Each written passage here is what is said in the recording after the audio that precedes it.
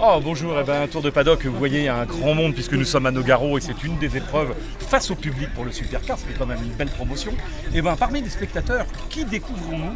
Un ancien champion de France du Supercar, Jean-Pierre Marière en personne, qui est venu rejoindre. Alors en plus c'est une interview décalée puisque je n'ai rejoint le stade du Supercar et il n'était pas là, il n'est pas venu les dernières années. Moi je suis moi-même pratiqué à plus loin. Et donc Jean-Pierre, on va parler un petit peu de tes impressions dans ce retour du paddock, puisque j'ai vu que tu as fait à peu près tout le tour, tu as coaché. Déjà, je sais que il y a eu des grandes années, le Supercar a eu plus de difficultés, mais on essaye de récupérer un certain nombre de nouveaux pilotes. Tu as vu comment ils tournaient, je sens que tu as déjà un bon feeling pour faire du coaching avec les pilotes. Oui, bon, j'ai déjà pris un énorme plaisir à revenir ici à Nogaro et me mélanger au petit monde du Supercar. C'est toujours une passion pour moi de toute façon que j'ai mis de côté durant maintenant, on va dire une quinzaine d'années. C'est un petit peu dur, mais bon, j'avais la construction et l'exploitation de mon circuit de kart par ailleurs, donc je ne pouvais pas... Alors on va préciser peut-être, car maintenant tu exploites un circuit à Bergerac, un circuit de location, et j'essaye tous les jours de... Et je crois savoir que ton gamin fait du kart également. Également, oui, il a même gagné le défi France. Ah, c'était bien lui, c'était ça. En 2012, donc il espère peut-être un jour faire du Supercar. En tout cas, je serai là pour l'aider. Après, il faut que les finances suivent et ça, c'est un autre volet des choses. Voilà, tout Alors, à fait. on a eu l'occasion d'évoquer avant l'interview le coup du Supercar, parce qu'évidemment, entre ta période qui n'est pas si ancienne que ça, tu n'es pas un dinosaure et maintenant, il y a eu un peu une explosion. Et pourtant, quand on regarde toutes les catégories, parce que moi j'ai fait un peu de comparaison, je t'assure que le budget pour du Supercar n'est pas non plus fondamental par rapport à bien d'autres. Toi, tu compares par rapport à ton époque, mais est-ce que ce qui a augmenté, c'est pas ce que tu n'as pas connu, les nouveaux moteurs qui ont permis de faire effectivement une escalade en prix, mais ça développe des chevaux aussi? Oui, tout à fait. On était certainement autour des 90, on est autour des 100 maintenant. Absolument. Fondamentalement, ça ne change pas énormément.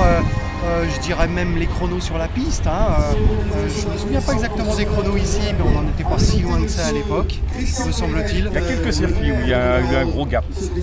Oui, mais c'est normal. C'est l'évolution logique, on va dire, avec ces moteurs qui restent pour moi quand même des moteurs extrêmement pointus à régler, avec un peu plus de fiabilité qu'on ne l'avait à l'époque quand même, il faut le dire, mais quand même difficile pour les néophytes. Et c'est vrai que le Supercar aurait besoin de personnes qui puissent un petit peu aider les jeunes qui arrivent et qui sont un petit peu perdus quand même devant la technicité de ces engins et des réglages.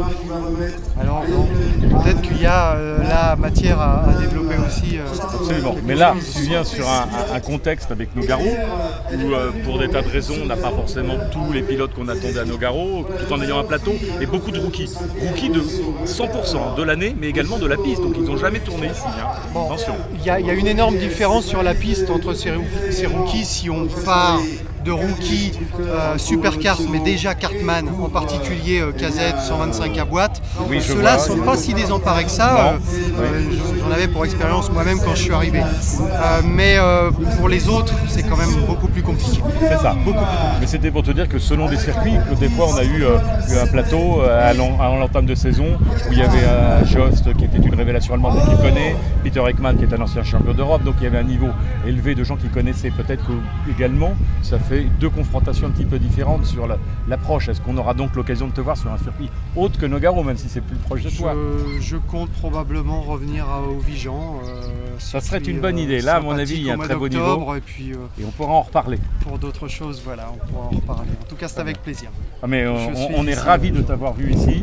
Et j'ai vu que tu avais fait déjà du très bon coaching, rien que sur la notion de pilotage. Car rendre Supercar, est-ce qu'il n'oublie pas justement que le pilotage, comme n'importe quelle discipline, reste quand même là où on gagne des secondes? C'est